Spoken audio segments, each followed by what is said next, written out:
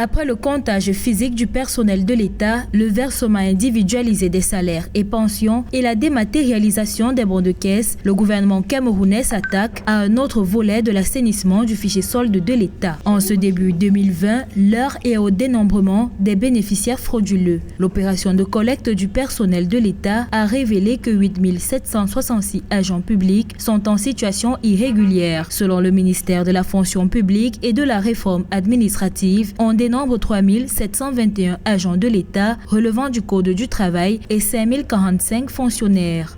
Le Cameroun perd chaque année d'énormes sommes du fait de la présence d'agents fictifs. Les économies réalisées seulement en 2019 avec l'assainissement du fichier solde se sont chiffrées à 30 milliards de francs CFA. Ce sont des fonds qui peuvent servir au financement de projets de développement.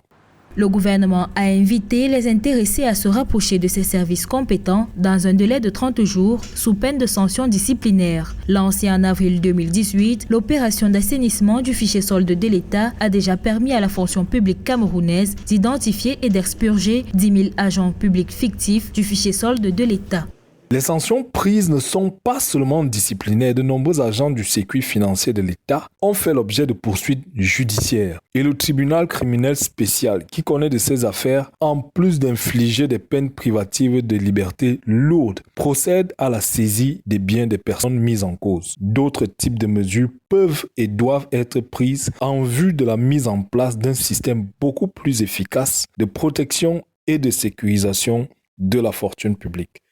L'opération d'assainissement du fichier solde de l'État est l'une des méthodes employées pour le comptage physique du personnel en vue de traquer les fonctionnaires fictifs de l'État et pour la dématérialisation des différents ministères. À travers cette opération, le gouvernement a pu réaliser une économie budgétaire de près de 30 milliards de francs CFA en 2019.